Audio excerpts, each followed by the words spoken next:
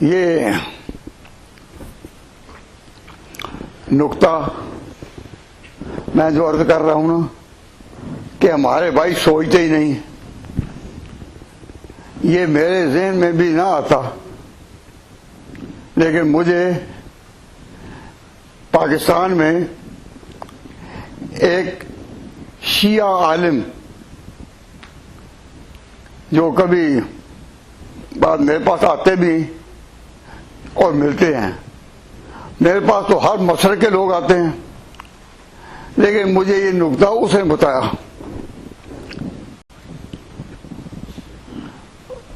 آپ کہیں گے کیسے؟ وہ میں کہنے لگا کہ ہم اپنے یہاں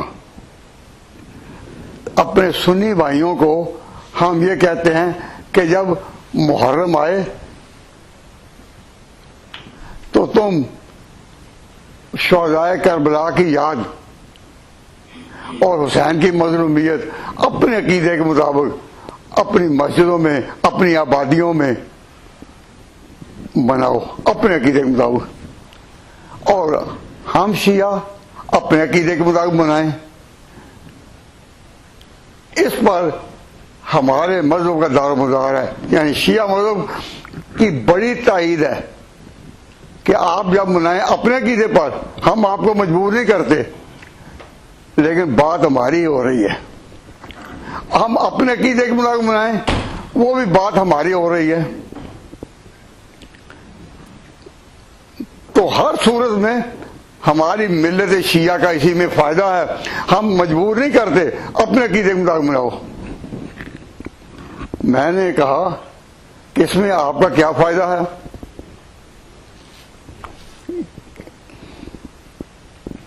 اس نے کہا کہ تم اپنے جو بھی عقیدے رکھو، لیکن پورے پاکستان میں، کیونکہ یہ بات پاکستان کی ہو رہی تھی، پورے پاکستان میں یہی ایک ہوا چل رہی ہے کہ جی یزید کے مقابلے میں نکلا تو پھر علی کا بیٹا ہی نا۔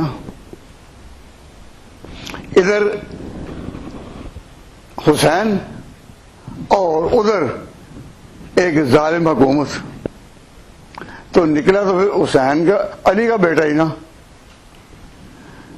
تو جناب یہ اس کے الفاظ کہ بڑے احترام میں کہ جناب ابی بکر کی اولاد کہاں تھی، جناب عمر کی اولاد کہاں تھی، حضرت عثمان کی اولاد کہاں تھی، تو نکلا تو پھر علی کا بیٹا ہی نا۔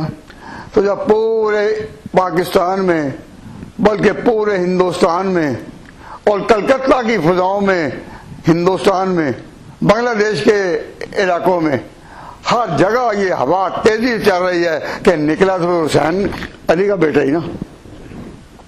تو سب کے دل ہو جاتے ہیں اس طرف، تو اسی پر ملت شیعہ کی اساس ہے۔ تو آپ اپنے طریقے پر منائیں، لیکن بات ہماری چل رہی ہے۔ سنیوں میں بھی یہی اثر ہے کہ نکلا تو پھر علی کا بیٹا ہی نا۔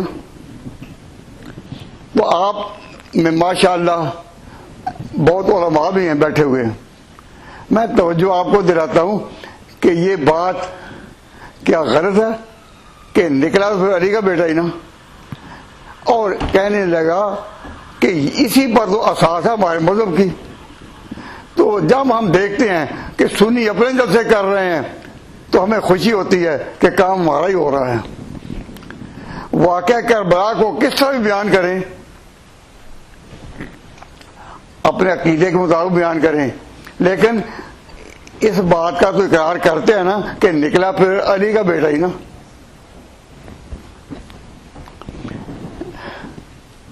اس نے مجھے حیران کر دیا، میرے دل نے کہا کہ بات تو ٹھیک کہہ رہا ہے۔ آپ پاکستان کے، انڈیا کے، بنگلہ دیش کے رہنے والے ہیں، تو آپ ایمانداری سے کہیں، خاص طور پر علماء سوچیں کہ کیا فضا یہی ہے نہیں؟ ریگے عراق منتظر کشتے حجاز تشنا کام، یا خون حسین باز کوفہ و شام خیشرا، کہ ظلم کا نام رکھا ہوا ہے ایک طرف، اور ایک طرف ہے کہ حسین کا نام. تو اب یہ مارکا ایسا ہے کہ دنیا میں کوئی بھی انکار نہیں کر سکتا کہ پھر نکلا تو علی کا بیٹا ہی نا. تو اس نے کہا کہ ہمارے مذہب کی ہم اقلیت میں ہیں، لیکن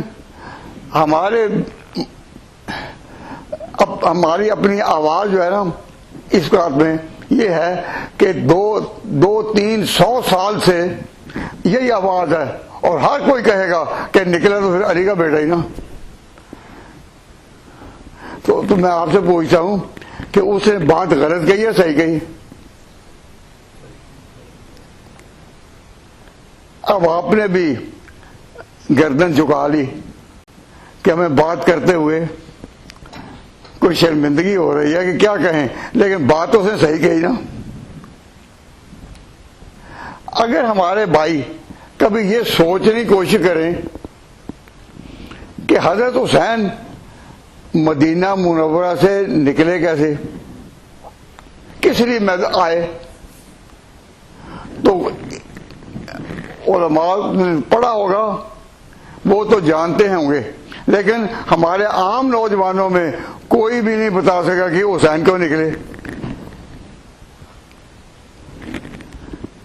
بعض نادانوں نے جواب دیا کہ جی وہ ظلم کے مقابلے میں نکلے. تو آپ بتائیں سوچ کہ جب حضرت حسین مدینہ سے نکلے ہیں، اس وقت جب وہ نکلے ہیں اس وقت حکومت کا مرکز کدھر تھا؟ بھئی حکومت جو تھی یزید کی، اس کا کیپٹل یعنی حکومت کا مرکز جس کو کہتے ہیں نا کیپٹل ملک کا، وہ کہاں تھا؟ پڑھے لکھے دوستوں غور کرو کہ آپ کے سامنے تو جغرافیہ ہی نہیں ہے دنیا اسلام کا، اور ہر مسلمان کے ذہن میں جغرافیہ یہ ہونا چاہیے کہ کہاں کہ دنیا عرب یا مسلمان کہاں تھے، ملکوں میں کہاں تھے. کبھی آپ نے سوچا؟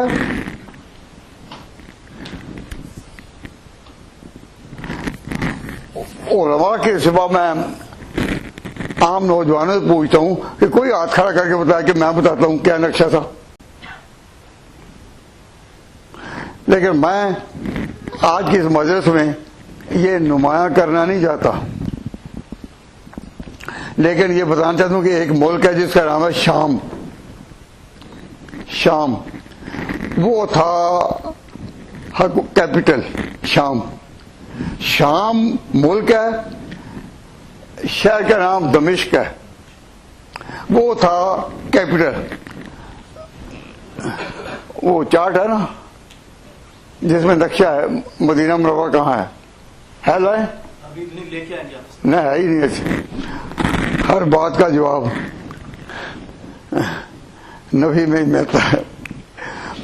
بھائی حضرت حسین کے وقت میں حکومت کا مرکز کہاں تھا؟ شام. اور حضرت حسین کا وطن کہاں تھا؟ حضرت حسین کا وطن مدینہ. حضرت حسین کا وطن مدینہ تھا، وہ مدینہ رہتے تھے. اس میں کسی کو شک ہے؟ کہیں کئی نوجوان اندر سوچ ہو گے کہ شک کیا ہو، ہمیں شک تو تب ہوتا ہے جب کچھ تو پتا ہو. تو ہم تو کچھ بھی پتہ نہیں رکھتے، جو کہہ لو ٹھیک ہے. اور میں جو کہہ رہا ہوں وہ بھی آپ کے بات دلوں میں نہیں اتر رہی ہوگی کہ شام کہاں ہے اور مدینہ کہاں ہے اور کربلا کہاں ہے. یہ ایک جس سے ہوتے ہیں تکون کہتے ہیں جس کے 3 طرفوں. بھائی دوستو ਇਹ ਤਕੂਨ ਦੀਆਂ ਕਿੰਨੀਆਂ ਨੁਕਰਾਂ ਹੁੰਦੀਆਂ? 3, ادھر ادھر اور ادھر. ایک تکون ہے کیا کہ ایک ہے شام اور ایک ہے مدینہ اور ایک ہے عراق کوفہ جہاں کربلا ہے. تو حسین کہاں رہتے تھے؟ مدینہ. حکومت کہاں ہے؟ شام میں. اور کربلا کہاں ہے؟ ادھر عراق میں. تو اگر حضرت حسین یزید کے مقابلے میں نکلے ہوں تو پھر مدینہ سے کدھر آنا چاہیے؟ بولو میں کچھ تو بولو کہ لوگ کہتے ہیں آج غالب غزل سرانہ ہوا، اور کچھ تو کہیے.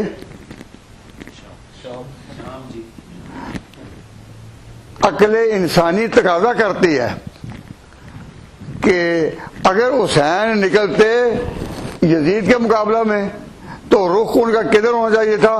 جہاں ان کا سینٹر ہے. وہ ادھر نہیں آئے، ادھر کیوں گئے؟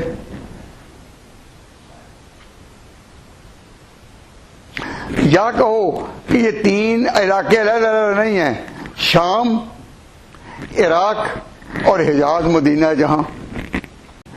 بھئی اگر سمجھ آ گئی ہے تو کم ہاتھوں کھڑا کر دو. پھر توجہ فرمائیں پھر کہ حجاز ایک علیحدہ جگہ ہے، شام ایک علیحدہ ملک ہے، اور آج عراق جہاں کربلا ہے وہ بھی علیحدہ ملک ہے. تو عراق کا سینٹر کیا ہے؟ بغداد. اور شام کا سینٹر کیا ہے؟ دمشق. اور جو مدینہ شریف ہے آج کل اس حکومت کا سینٹر ہے ریاض. لیکن مدینہ منورہ اور مکہ 2 مقامات مقدسہ وہی ہیں. تو پھر میں آپ کو اس طرح توجہ دینا چاہتا ہوں کہ جو لوگ یہ کہتے ہیں کہ حضرت حسین یزید کے مقابلہ میں نکلے، ان کی عقل کیا کہتی ہے کہ عقل انسانی یہاں تک پرواز نہیں کر سکتی؟ آپ کی عقل کیا کہتی ہے؟